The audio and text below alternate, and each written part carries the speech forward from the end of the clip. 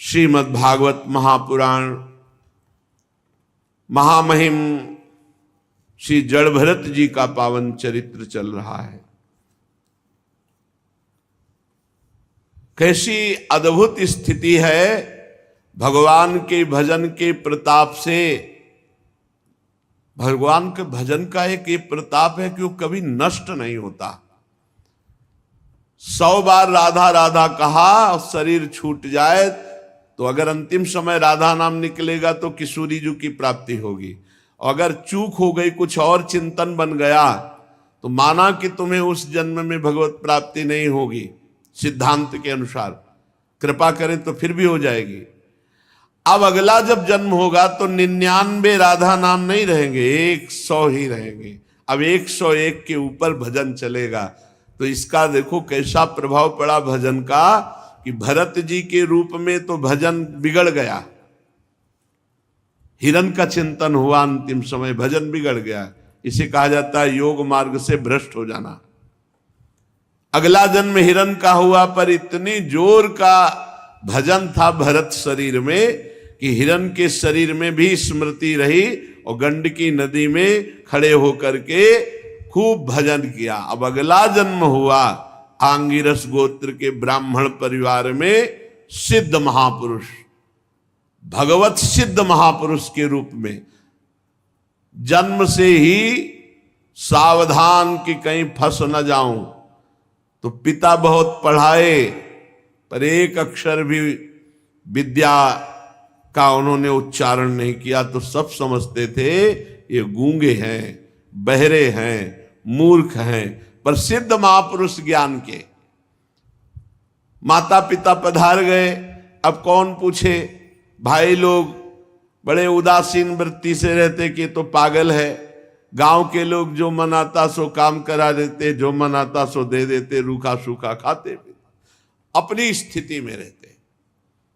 खेतों में लगाया भाइयों ने तो प्रतिकूल व्यवहार करते, कहीं किसी को ये समझ में ना जाए कि मेरे बुद्धि है, सबको यही समझ में आए कि पागल है। एक दिन खेतों की रखवाली में रखा, दस्युराज नरबली दी कि हमें अगर पुत्र होगा तो हम नरबली देंगे। तो एक मनुष्य को पकड़ाया, उसको जब पता चला बलि दी जाएगी तो भाग गया। तो जो दस्यु के सेवक जन थे, जड़ भरत जी को पकड़ा, ऐसे महापुरुष को स्नान कराया, भोजन पवाया, और जब बलि देने को उद्यत हुए तो देवी के शरीर में दाह पैदा हो गई, क्योंकि ऐसे ब्रह्मबोध संपन्न महापुरुष का तनिक भी तिरस्कार किसी को भी नष्ट कर सकता है। देवी जी प्रकट हो गई और अपने उपासकों के ही गले उड़ा दिए, सबको काट दिया। जड़ भरत जी ने देखा अब कोई पकड़ने वाला नहीं तो न चल दिए, क्योंकि अपने स्वरूप में स्थित महापुरुष है। मस्ती से चले जा रहे थे। राजा रहुगण पालकी में कहारों को जोते हुए कपिल आश्रम जा रहे थे भगवान कपिल देव जी से सत्संग करने। एक कहार बीमार हो गया तो कहा किसी को पकड़ लाओ, तो यही महाराज मिल गए जड़ भरत जी, बड़े हष्ट पुष्ट, पालकी में जोता तो, और कहार तो अपनी चाल के अनुसार चल रहे थे। लेकिन भरत जी नीचे देख के चल रहे थे। जड़ भरत जी, कहीं किसी जीव में पैर न पड़ जाए, जितने में हम पैर सुरक्षित रख सकें उतनी भूमि देखनी चाहिए। जो साधक विरक्त मार्ग का पथिक है उसे बहुत सावधान होकर दृष्टि डालनी चाहिए। तो सिद्ध महापुरुष तो स्वाभाविक भूमि देखकर चल रहे थे। तो कई पंक्ति चींटियों की कहीं कहीं होती, तो छलांग लगाई तो पालकी का बैलेंस बिगड़ा। तो राजा रहुगण ने बड़ी डांट लगाई। जब बड़े उपहासजनक शब्द बोले, तब महाराज भरत जी ऐसे पूरे जीवन में कभी बोला नहीं। रहुगण पर कृपा करके जब बोले तो कूद पड़े पालकी से रहुगण, चरणों में गिर गए कि हे देव, आप क्या अवधूत शिरोमणि दत्तात्रेय जी हैं या छद्मवेश धारण किए हुए स्वयं भगवान श्री हरि कपिल देव जी हैं? आप कौन हैं? मैं आपकी महिमा को नहीं पार पा रहा। आपके शब्दों से मुझे पता चला कि आप ब्रह्मबोध संपन्न महापुरुष कोई अवधूत कोटि के हैं। हे देव, मैं किसी देवता से या त्रिशूल पाणी भगवान शंकर या काल दंड लिए हुए यमराज से मैं वैसा भय नहीं मानता जैसा भय किसी वैष्णव संत महात्मा अवधूत का अपराध बन जाए उससे जितना मैं भयभीत हूं, और किसी से भयभीत नहीं। क्षमा कीजिए, आपकी महिमा को न जानने के कारण हमने पालकी में जोता और आपको कठोर शब्द कहे। नमो नमः कारण विग्रहाय स्वरूप तुच्छीकृत विग्रहाय, नमो अवधूत द्विजबंधुलिंग निगूढ़ नित्यानुभवाय तुभ्यम। हे अवधूत शिरोमणि, मैं आपको नमस्कार करता हूं। हे योगेश्वर, आप परमानंद स्वरूप में स्थित स्थूल शरीर, सूक्ष्म शरीर, कारण शरीर से उदासीन एक जड़ पुरुष की भांति, पागल की भांति आप जनसाधारण की दृष्टि से ओझल किए हुए हैं, पर मैं आपको आपकी कृपा से जान गया कि आप कोई महापुरुष हैं। मैं आपको बार बार नमस्कार करता हूं। हे ब्रह्मन, जिस प्रकार बुखार से पीड़ित रोगी को ठीक औषधि मिल जाए वैसे आप मुझे मिल गए। मैं सत्संग करने जा रहा था कपिल भगवान से, जैसे धूप से तपे हुए को शीतल जल और छाया मिल जाए वैसे आप मुझे मिल गए। जैसे किसी को सर्प डस ले और बहुत बड़ा गारुण मंत्र जानने वाला मिल जाए, औषधि वाला मिल जाए, वैसे मैं देहाभिमान रूपी विषैले सर्प से डसा गया और आप ज्ञानामृत रूपी औषधि देने वाले महापुरुष मिल गए। हे देव, मैं आपसे अपने संशयों की निवृत्ति तो पीछे कराऊंगा। पहले तो जो अध्यात्म योग में आपने उपदेश दिया है, आप सरल ढंग से मुझे समझाने की चेष्टा करें। योगेश्वर, आपने ये कहा कि भार उठाने के लिए क्रिया है और उससे जो श्रम रूप फल होता है, इन दोनों से आपका कोई मतलब नहीं है। व्यवहार का मूल है, ये परमार्थ नहीं है, वास्तव में सत्य नहीं है। मेरी समझ में नहीं आया, क्योंकि जब शरीर को पीड़ा होती है तो हृदय को पीड़ा होती है, जब हृदय को पीड़ा होती है तो आत्मा को भी पीड़ा होती है। पीछे कल सुना था आपने, रघुगण ने कहा जब बटलोई आग पे चढ़ाई जाती है तो उस पे पानी होता है, पानी पे चावल होता है, तो आग का प्रभाव बटलोई पे भी पड़ता है, बटलोई पे जब पड़ता है तो पानी पे पड़ता है, पानी पे जब पड़ता है तो चावल पक जाता है। आपने कहा आत्मा को कोई कष्ट नहीं होता, तो आत्मा को कष्ट होता है। जब शरीर को पीड़ा होती है तब हृदय में आती है, और हृदय में जब आती है तो आत्मा उसे स्वीकार करती है। अज्ञान की धरा में अगर कोई सुने तो लगेगा बहुत सही बोल रहे रघुगण, लेकिन नहीं। पीछे श्री जड़भरत जी ने कहा रघुगण से कि तुम बातें तो पंडितों जैसी करते हो, लेकिन अकोविदः कोविद वादवादान वदस्यथो नाति विदाम वरिष्ठा। राजन, तुम अज्ञानी हो लेकिन बातें ज्ञानियों जैसी करते हो। तुम्हारी बातों में अज्ञान बसा हुआ है। तुम श्रेष्ठ ज्ञानियों की सभा में सम्मान पाने योग्य नहीं हो। ये तत्वज्ञानी पुरुष, इस स्वामी और सेवक, ये केवल व्यवहार है, ये परमार्थ नहीं है। लौकिक व्यवहार असत्य है, ये सत्य नहीं है। तुम्हारा ज्ञान अभी अज्ञान ही है जिसे तुम ज्ञान समझते हो। 5 कर्मेंद्रियां, 5 ज्ञानेंद्रियां, 1 अहंकार, 11 मन की वृत्तियां हैं। इन्हीं में विचरण करता रहता है। अहंकार को लेकर के कर्ता भोक्ता भाव से 5 ज्ञानेंद्रियों से जानकारी, विषयों का भोगना, कर्मेंद्रियों से कर्म करना। शब्द स्पर्श रूप रस गंध, इन्हीं भोगों को भोग रहा है ज्ञानेंद्रियों से। मल त्याग संभोग गमन भाषण लेना देना आदि व्यापार ये 5 कर्मेंद्रियों से होता है। अहंकार के द्वारा इसमें कर्ता और भोक्ता भाव रहता है। कहां है इसमें आत्मा?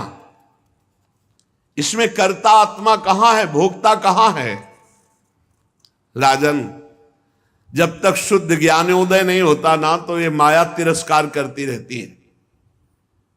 माया का तिरस्कार शुद्ध ज्ञानोदय में होता है। समस्त आसक्तियों का नाश होकर क्षय पर विजय, काम क्रोध लोभ मोह मद मत्सर, इन पर जो विजय प्राप्त कर लेता है उसे शुद्ध ज्ञान होता है। ये मन तुम्हारा बड़ा बलवान शत्रु है। तुम्हारे उपेक्षा करने से इसकी ताकत बढ़ गई है। इसको मारो। मन की जो भोग वासनामयी तरंगें उनको मारो। इसने तुम्हारे आत्मस्वरूप के ज्ञान को आच्छादित कर रखा है। इसलिए गुरुर हरेश चरणोपासनास्त्रो जहि विलीकम स्वयं आत्ममोषम। गुरुदेव भगवान की चरणों की उपासना करके, हरि भगवान की चरणों की उपासना के अस्त्र से इसे काट डालो।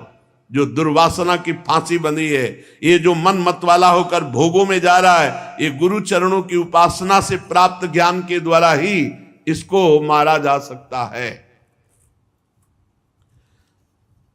जड़ भरत जी ने कहा, पृथ्वी पते राजन रहोगण, इस देह और इस पत्थर में कोई अंतर नहीं, पक्का कोई अंतर नहीं। 5 भूतों से ये बना है, 5 भूतों से बना है। जैसे मिट्टी पानी मिलाकर उसको खूब महीन करके, गीली करके, चिकनी करके फिर उसे चाक पे चढ़ाते हैं या सांचे पे डालते हैं। फिर धूप के द्वारा वो सूखती है, फिर अग्नि के द्वारा पकाई जाती है। तो पृथ्वी, जल, वायु, अग्नि और गंध पृथ्वी, ऐसे ये है। चैतन्य घन परमात्मा इसमें है और चैतन्य घन परमात्मा इसमें, बिल्कुल अंतर नहीं। अगर कह दे कि इसमें कहा है तो यही तो भ्रम हो गया हिरण्यकश्यप को। इस खंभे में परमात्मा है, बोले हां, निकल पड़े नरसिंह भगवान। काहू सो कहां जहां प्रभु नाही, कोई कण ऐसा नहीं जहां भगवान ना हो। मुर्दे में भी भगवान, आपने सुना, वेन के शरीर का मंथन करके भगवान पृथु का अवतार हो गया। तो हे राजन, इस देह में पृथ्वी का विकार है। पृथ्वी में 5 तत्व पाए जाते हैं, इसलिए पृथ्वी शब्द से 5। पृथ्वी में आकाश शब्द भी है, आकाश का जो गुण शब्द है, कहीं भी ठोको शब्द आपको सुनाई देगा। पृथ्वी स्पर्श भी सुख, और इसमें जल भी है, इसमें अग्नि भी है, इसमें गंध भी है, उसका स्वाभाविक गुण। तो शब्द स्पर्श रूप रस गंध, आकाश वायु जल अग्नि पृथ्वी, तो ये पृथ्वी का विकार 5 तत्वों से बना हुआ ये शरीर है। ऐसे ही पाषाण आदि जितने 5 तत्वों से बने हैं, उस जड़ में इस जड़ में कोई अंतर नहीं। पर इसमें उस आत्म तत्व का ऐसा चैतन्य प्रभाव है कि ये चलता फिरता बोलता देखता सुनता दिखाई, और ये जड़ता में, इसमें जड़ता है, इसलिए उसके भेद हो गए। जड़ चैतन्य, चलने फिरने वाले और जड़, लेकिन आत्मा भी उसमें है और पंचभूत भी उसमें है। आत्मा भी यही है और पंचभूत, इसमें कोई अंतर नहीं। शुद्ध ज्ञान। 2 चरण, उसके ऊपर टखने, पिंडली, घुटने, जांग, कमर, वक्षास्थल, गर्दन, कंधे, कंधों पे एक लकड़ी की पालकी और उस पे एक पार्थिव विकार नामा रहुगण का अहंकार रखने वाला बैठा हुआ है। जड़ भरत जी कहे बिल्कुल शुद्ध ज्ञान। जिसने अपने आत्म स्वरूप का विस्मरण करके देह अभिमान में मैं राजा हूं सिंधु देश का, इस प्रकार अहंकार किए हुए पालकी के ऊपर बैठा हुआ है। किंतु तेरी इससे श्रेष्ठता नहीं हो जाती। वास्तव में तू बड़ा क्रूर निर्दयी अहंकारी है। अपने ही समान शरीर वालों को पालकी में जोत कर ऊपर पालकी में बैठा हुआ केवल अहंकार भरी बातें करता है, ज्ञानियों की जैसी। महापुरुषों के सामने बढ़ बढ़कर बातें बनाता है, लोगों की रक्षा करने वाला बनता है। क्या तू लोगों की रक्षा करने वाला है?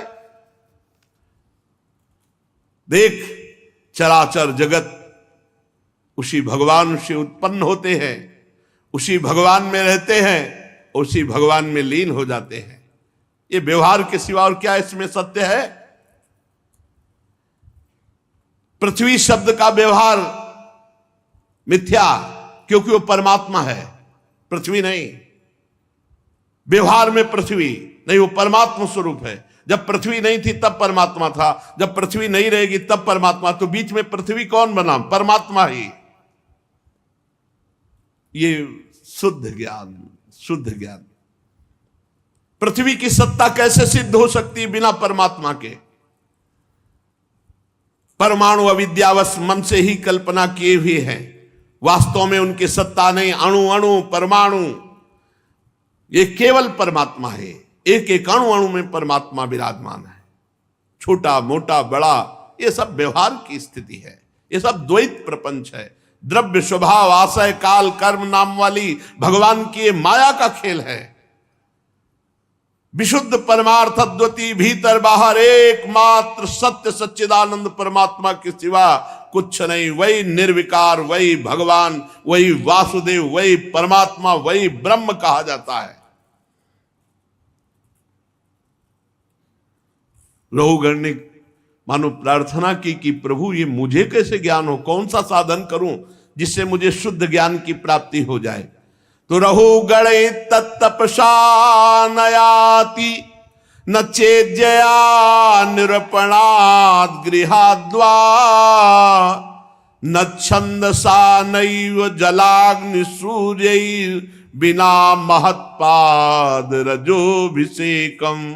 रघुगण, ये जो मैं शुद्ध ज्ञान वर्णन कर रहा हूं, ये गृहस्थोचित धर्म का अनुष्ठान करने से नहीं, वेदाध्ययन से नहीं, जल अग्नि सूर्य चंद्रमा की उपासना से नहीं, ये महापुरुषों की चरण धूल के स्नान करने से प्राप्त होता है।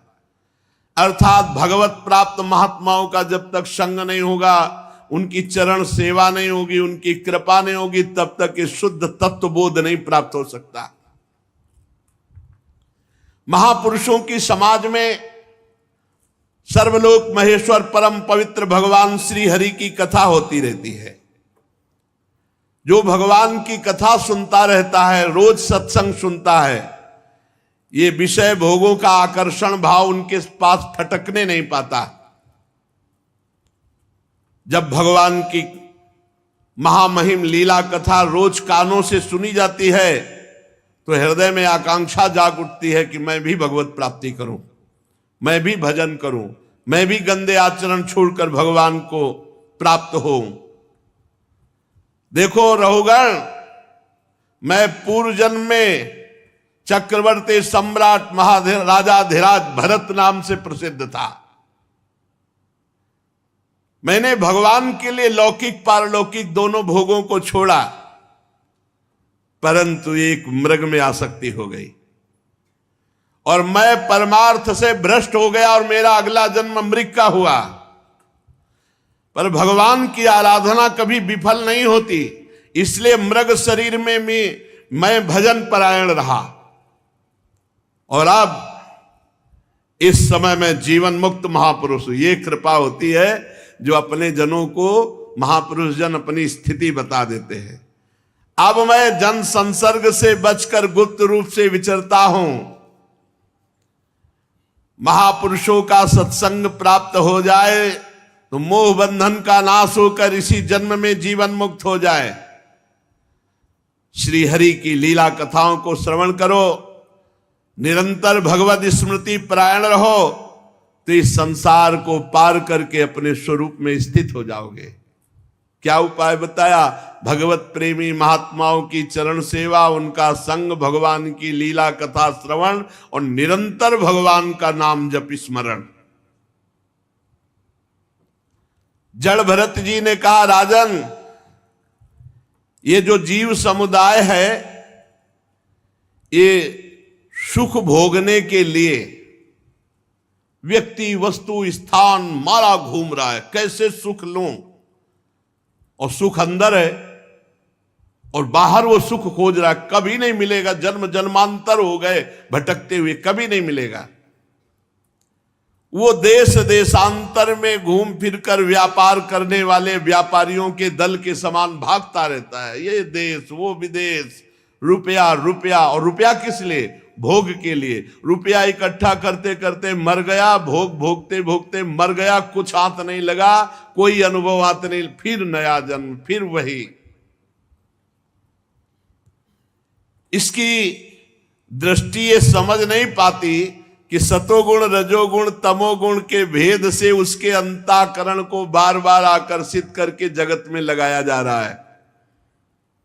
वो कर्मों में भटकता भटकता इस ऐसे संसार रूपी जंगल में आ गया है कि जहां तनिक भी शांति नहीं। इस जंगल में 6 डाकू हर समय तैनात रहते हैं, काम क्रोध लोभ मोह मद मत्सर, और ये लूटते रहते हैं। पुण्य तपस्या साधन भजन का फल ये लूटते रहते हैं, ये ठग है।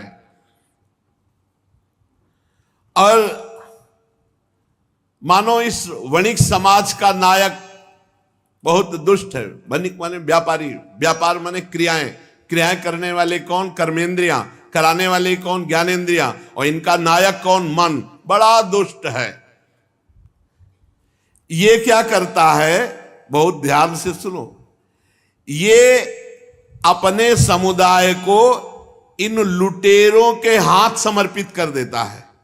काम क्रोध लोभ मोह मद मत्सर ये लुटेरे हैं, तो ये मन इंद्रियों के सहित जीव जो आसक्त है अंतःकरण में, उसको इनके हवाले कर देता है।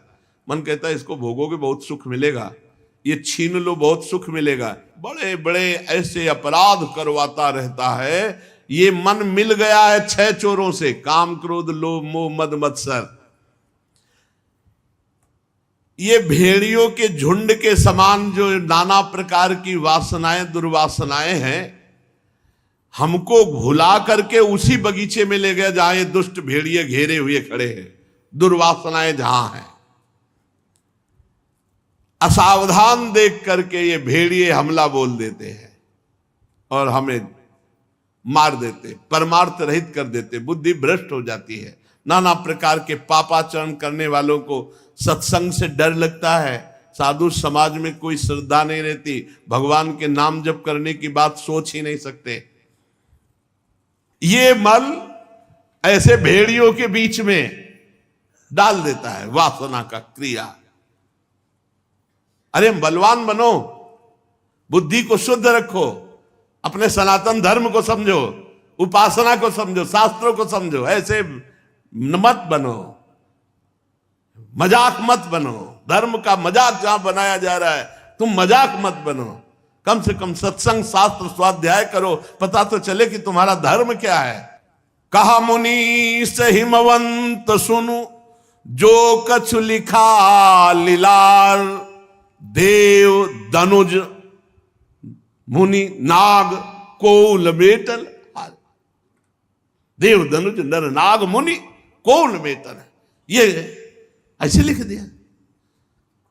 अवश्यमेव भोक्तव्यम कृतम कर्म शुभाशुभम, ऐसे लिख दिया। बहुत संभल के ये मुखिया मन हमारी इंद्रियों सहित इन 6 डाकुओं के हवाले कर गया, इसी दुर्गति करवाता है। ये ऐसे संसार रूपी भी हर बवंडर में आ गया है कि निकल पाना, आज तक इस दलदल से कोई निकल पाया तो निकला हुआ ही महापुरुष। बहुत ही विचित्र प्रपंच है। अगर भगवान की कृपा ना हो, सही साधु समागम ना हो, शास्त्र स्वाध्याय ना हो, तो परमार्थ क्या पता ही नहीं चलेगा, परमार्थ ही का पता नहीं चलेगा। हे राजन, इस संसार मार्ग में चलने वाले पथिक की बड़ी दुर्दशा होती है। यह ऐसी भावाटवी है कि इसमें भटकते भटकते अनंत जन्म व्यतीत हो जाते हैं, पर निकलना मुश्किल है। राजा रघुगण ने कहा, हे देव, समस्त योनियों में मनुष्य जन्म श्रेष्ठ है। अन्य अन्य लोकों में प्राप्त होने वाले जो देवलोक हैं, देवता लोग हैं, वो भी तरसते हैं कि मुझे मनुष्य बना दिया जाए, क्योंकि मनुष्य बन करके हम पवित्र कीर्ति भगवान के चरणों की उपासना करेंगे, नाम जप करेंगे, तो हमारा जीवन सार्थक हो जाएगा। आपके अभी थोड़ा ही सत्संग हुआ कि मेरा सारा कुतर्क नष्ट हो गया। मैं तो नमस्कार करता हूं उन भगवत प्राप्त महात्माओं को, चाहे वो वयोवृद्ध हो, चाहे वो शिशु हो, चाहे वो जवान हो, चाहे वो क्रीडारत बालक हो, मैं उन भगवत प्राप्त महात्माओं को नमस्कार करता हूं। ब्रह्मज्ञानी अवधूत वेश में विचरण करने वाले समस्त ऋषियों को नमस्कार है, और उनसे हम जैसे ऐश्वर्योन्मत्त राजाओं का कल्याण हो, कहीं कोई अपराध न बन जाए। महाभागवत परीक्षित जी ने कहा कि जड़ भरत जी ने जो उपदेश किया उसे मैं सरल भाषा में फिर समझना चाहता हूं। तो श्री सुखदेव जी ने कहा, देहाभिमानी जीव के द्वारा 3 प्रकार के कर्म होते हैं। एक होते हैं शुभ कर्म, एक होते हैं अशुभ कर्म, और क्या तो शुभ अशुभ मिश्रित। उन कर्मों के द्वारा जो भोग मिलना है वो निश्चित मिलेगा, पक्का समझ लो। कौन मेटा निहार, कहा मुनि से हिमवंत सुनो, जो कछु लिखा लेलार, देव दनुज नर नाग मुनि कौन मेटा। हे बेकार को परेशान होते हो, शास्त्र सिद्धांत समझ लो। नाम जप करोगे, भगवत लीला गायन करोगे, भगवान की आराधना करोगे, सब ऋषि मुनियों के आशीर्वाद तुम्हारे पास आ जाएंगे। जा पर कृपा राम की होई, ता पर कृपा करे सब कोई। और ऐसे भटकोगे तो फिर नाम जप करो, नाम जप, हमारी प्रार्थना मान लो। कहीं भागने की भटकने की जरूरत नहीं है। ये रुपए के भूखे लोग तुम्हारी इन कर्म परंपरा को मिटा दे, इतनी सामर्थ्य नहीं। जिनके अंदर है कि तुमसे कुछ मिल जाएगा और तुम्हारा क्या कल्याण कर सकते हैं। तब लग जोगी जगत गुरु, जब लग रहा है निराश, और जब आशा मन में भई तो जग गुरु और जोगी दास। ये सब नाटकबाजी में मत फंसो, सत्य मार्ग का अवलंबन करो। सत्य मार्ग कभी पैसे से नहीं मिलता, और जो पैसे से मिलता है वो सत्य मार्ग नहीं होता, ध्यान रखना। आज तक कहीं भी ऐसा नहीं प्रमाण पाया गया। 3 प्रकार के कर्म होते हो, हर कर्म का भोग जीव को भोगना पड़ता है। मन और 5 ज्ञानेंद्रियां ये विवश होकर जीव को संसार रूपी भयंकर मार्ग में लगाए हुए हैं। आचरण अपने ठीक करो, चरित्र ठीक करो, खूब नाम जप करो, सबके आशीर्वाद तुम्हारे घर के दरवाजे के अंदर आ जाएंगे। कहीं नहीं जाना, भागने की जरूरत नहीं। सब विश्वास कर लो, हमारी बात पर विश्वास। और भजन न करो तो चाहे जहां भाग के चले आओ, कुछ नहीं होने वाला। पापाचरण करने वाला कहीं भी भाग के जाए, उसको कहीं शांति नहीं मिल सकती। और नाम जप करने वाला कहीं भी बैठ जाए, वहीं तीर्थ हो जाएगा, वहीं पवित्रता हो जाएगी। जो भगवान श्री हरि गुरुदेव के चरणारविंद रूपी मकरंद मधु का रसिक है, वो मन सहित 6 इंद्रिय, मन सहित 5 ज्ञानेंद्रियां तो 6, इन 6 को 6 डाकुओं से बचा लेता है। काम क्रोध लोभ मोह मद मत्सर, सारे पाप इसी से होते हैं। संसार में जो बहुत कष्ट उठाकर धन कमाया जाता है, उस धन का प्रयोग होना चाहिए परम पुरुष भगवान की आराधना के भाव से। कोई बीमार है उसकी सेवा में लगा दो, सर्दी है कपड़ा नहीं उसको पहना दो, भूखा है भोजन दे दो। धन की सार्थकता भगवान श्री हरि की भावना से परोपकार में खर्चा करने से है। किंतु मनुष्य की बुद्धि इतनी विवेक रहित हो गई है कि वो धन का प्रयोग विलासिता में करता है, इंद्रियों की विलासिता में, भोगों में, सूंघना, स्वाद लेना, स्पर्श करना, सूंघना, संकल्प विकल्प निश्चय, बस ये भोगों की तरफ, भोगों में फंसाकर उसके जीवन की श्वासें लूट ली और उसका जो सार भाव कि हमें परमानंद की प्राप्ति भगवान की तरफ करनी थी तो भोगों की तरफ रत हो गया। ये संसार में रहने वाले कुटुंबीजन, स्त्री पुत्र आदि, ये कोई अपने नहीं, ये भगवान ही आए इन रूपों में। भगवत भाव कर लो तो काम बन जाएगा। अगर मेरी स्त्री, मेरे पति, मेरे पुत्र, मेरे परिवार, तो 4 दिन की चांदनी मेरे मेरे करते करते शरीर छूट जाएगा और फिर कोई साथ नहीं। यहां से अकेले जाना है, कोई परिचय नहीं होगा, कोई परिचय नहीं होगा। पूज्य श्री राधा बाबा जी ने ध्यान के द्वारा देखा, एक सेठ परिचय के थे, उनका शरीर छूटा तो फिर कुछ समय बाद कुत्ता बन करके, तो उन्हीं के घर के लड़के जब डंडे से मारते तो बाबा पुचकारते हो, कहते पहले कहते थे भजन कर लियो, अब नहीं किया। मानते थे लड़का बच्चा, देख डंडा मार रहे हैं, अब भजन कर ले, राधा राधा राधा। तो धन्य है वो श्वान पुत्र जो बाबा के दृष्टि में आ गया। ये परिवार केवल भगवत भाव करके, सेवा करके भगवत प्राप्ति के लिए है। अगर ऐसा भाव नहीं कर पाए तो यही तुम्हारी दुर्गति का कारण बन जाएगा। ये गृहस्थाश्रम कर्मों की पिटारी है और इस पूरी पिटारी में आग लग जाए तभी बात बनेगी। कर्म हमारे भस्म हो जाए, हम जीवन मुक्त होकर के भगवत मार्ग में अपना समय व्यतीत करें। गृहस्थी में चाहे विरक्ति में, कर्म संस्कार भस्म होने चाहिए। जब जीव के पुण्य क्षीण हो जाते हैं तो मुर्दे के समान हो जाता है, ना उत्साह है, उसी को कहते हैं वो डिप्रेशन। तभी जैसे पूछते हैं तो कहते हैं पाप का फल है ये। नकारात्मक चिंतन बढ़ता चला जा रहा है, अब कोई सोच ही नहीं रह गई, डर रहा है, अंदर से भय है, वही केवल बैठे। हर सुविधा दे दो फिर भी वो नकारात्मक सोच, नकारात्मक भय, एकदम वो पाप का फल होता है। जब जीव के पुण्य नष्ट हो जाते हैं तो मुर्दे के समान। अरे सबसे बड़ा पुण्य राधा राधा राधा राधा, इससे बड़ा कोई पुण्य नहीं। कमा लो, खूब कमाओ, देखो आनंदित हो जाओगे। एक भाई कह रहे थे कि हम जेल 2 बार हो आए, वो अपनी व्याख्या कर रहे थे, मैं बहुत गंदे आचरण वाला आदमी, लेकिन 1.5 वर्ष से जब से आपका सत्संग सुना तो राधा राधा रटने लगा। बोले अब आगे की स्थिति को पता नहीं, पर इतना मजा आता है, बोले इतना नशा चढ़ता है कि सब नशे छूट गए।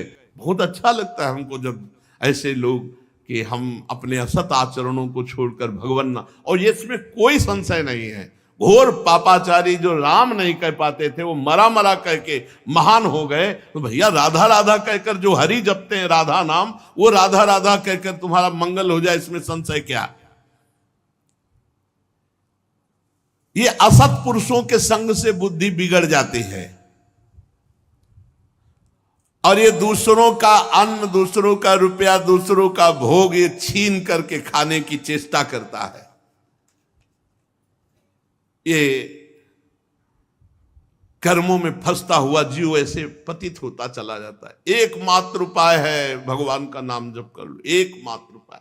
कभी दूसरे का धन चुरा कर, कभी बेईमानी करके, कभी वैर करके, ये नाना प्रकार के राग द्वेष भय अभिमान प्रमाद उन्माद शोक मोह लोभ मात्सर्य अपमान ईर्ष्या क्षुधा पिपासा आदि व्याधि जन्म जरा मृत्यु, कितने विकारों को भोगना पड़ता है।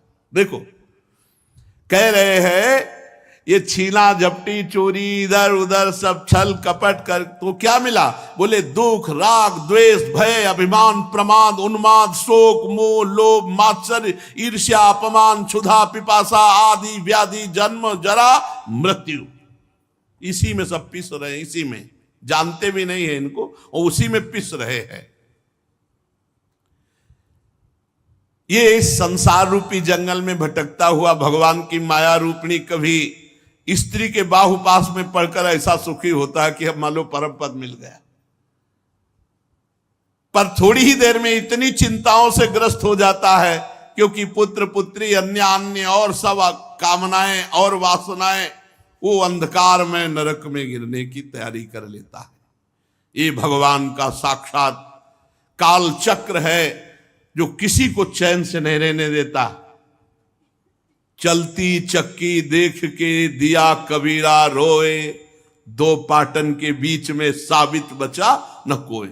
चलती चक्की देख के दिया कमाल ठठाए और राह सहारे कील के तो बाल न बाका जाए। जो दाना कील के सहारे सरक गया उस कभी नहीं पिसा। ये कील है श्री हरि, ये दो परार्ध का चलाने वाला काल चक्र सांप को पीस रहा है, वही बचा जो हरि शरणम हरि शरणम हरि शरणम।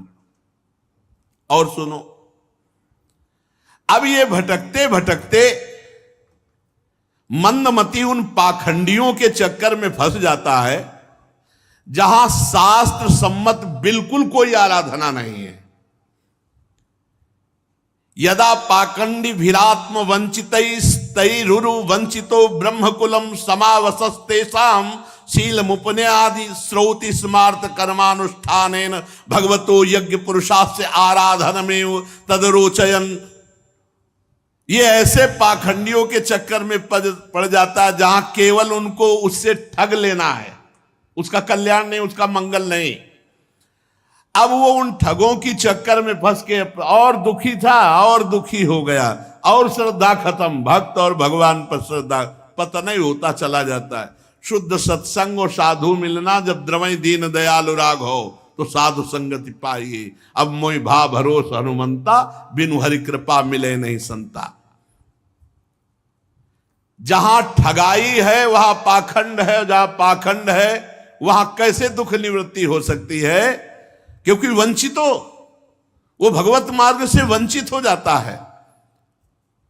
हमें बड़ा आश्चर्य लगता है कि जब कोई साधु वेश्य या परमार्थ का पथिक, उसके मुंह से रामकृष्ण नहीं निकलता, भगवान का नाम जपने की बात नहीं निकलती, तब लगता है क्या है बिना भगवान का नाम जप। अरे स्वयं भगवान शंकर अस कही जपन लगे हरि नामा। जिधर देखो बड़े बड़े महापुरुष सनकादि हरिश शरणम, ये बिना भगवान के नाम का जप किए, बिना भगवान की आराधना किए, बिना भगवान कैसे किसी को शांति मिल सकती? अरे तब लग कुशल न जीव कहो, सपने हु मन विश्राम, जब लग भजतन राम को शोक धाम तज काम। जो चाहत है नित्य सुख और मन को विश्राम, 1 रुपया खर्चा नहीं, नित्य सुख, मन को विश्राम, परम शांति, हित ध्रुव हित सो जपत रहो पल पल, श्यामा श्याम श्यामा श्याम श्यामा श्याम। शास्त्र भरे पड़े हैं महासुख प्राप्ति के मार्ग, लेकिन नहीं अच्छा लगता है, यही संसार का अच्छा लगता है। बड़ा विचित्र खेल है, बड़े विचित्र विचित्र खेल है। बहुत सावधानी की जरूरत है, बहुत सावधानी की जरूरत है। भरत जी कह रहे हैं यदा पाखंड विरात्म वंचित, इन लोगों की संगति से सतमार्ग भ्रष्ट हो जाता है जीव, उसको पता ही नहीं चलता सतमार्ग किसे कहते हैं। भगवान के नाम का, भगवान की लीला का, गुण का, रूप का, धाम का जहां चर्चा नहीं है वहां ब्रह्मा जी भी कर रहे हो तो नहीं सुनना चाहिए। भगवान की महिमा जा, स्वयं भगवान शंकर अमृतमयी भगवान की कथा करते हैं, अम्बा पार्वती जी प्रश्न करती, सनक सनंदन सनातन सनत कुमार, चारों ऋषि में एक प्रवक्ता बन जाते, 3 श्रोता बन जा।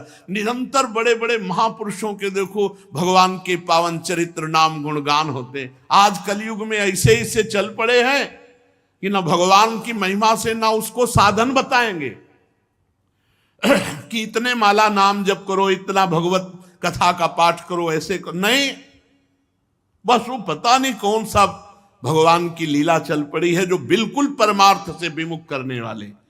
इसलिए सबसे प्रार्थना है कि भरत जी महाराज कह रहे कि भगवत प्रेमी महात्माओं के संग से भगवान के नाम गुण रूप लीला धाम का चिंतन करोगे तो अपने आत्मस्वरूप को जान पाओगे। इधर उधर भटकने की जरूरत नहीं। तुम्हें दुख दूर करना है तो खूब नाम जप करो, भाव बने ना बने, श्रद्धा बने ना बने, उपहास में कुभाव में कैसे भी नाम जप करोगे परम मंगल हो जाएगा।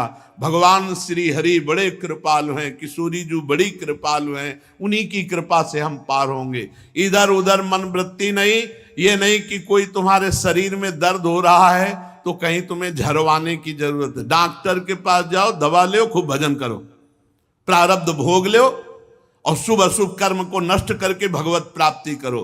पक्की बात समझ लो। रामकृष्ण परमहंस जी के गले में कैंसर था, आद्या शक्ति जगदम्बा से सीधे बात करते थे, भद्रकाली से सीधे बात करते थे। तो कौन सा मंत्र उनके पास नहीं था? जब अम्बा सीधे बात कर रही हैं तो कौन सा मंत्र? इसलिए इधर उधर की भटकन छोड़ो प्यारे आत्मस्वरूप भाइयों, केवल भगवान के चरणारविंद का आश्रय और नाम जप, यही परम मंगल करेगा त्रिभुवन में, और कहीं कोई मंगल नहीं कर सकता। अगर कोई मंगल है तो नाम बल है, भगवान का चरणों का आश्रय का बल है, दूसरा कुछ नहीं है। अगर भगवान से विमुख जीव है तो त्रिभुवन में कोई आज तक भगवान के विमुख को रख सका हो, हमें बता देना। देवराज इंद्र का पुत्र जयंत भगवत विरोध किया, जानकी जी का अपराध किया तो त्रिभुवन में भाग के गया, कहीं अगर उसे शांति मिली तो बताओ। जयंत के अम्बरीश जी का अपराध किया, दुर्वासा जी ने त्रिभुवन में भाग के गए, कहीं शांति मिली, कोई रखने के लिए तैयार हो तो बताओ। तो भगवान से विमुख होकर तुम्हें कौन शांति प्रदान कर देगा? तो भगवान की शरण में खूब नाम जप करो, तुम्हारा मंगल होगा और आशीर्वादों की भीड़ लग जाएगी। सच्ची कहते हैं, तुम्हें किसी से ऐसे झोली फैला के आशीर्वाद मांगने की जरूरत नहीं, तुम आशीर्वाद देने वाले बन जाओगे यदि नाम जप करोगे। नाम जप निरंतर करो। बड़े बड़े महापुरुषों के वचनों से यही जानने को मिलता है कि भगवान श्री हरि के नाम, उनके चरणों का आश्रय, उनकी उपासना, इसी से परम मंगल। शेष चर्चा आगे। श्री राधा वल्लभ लाल।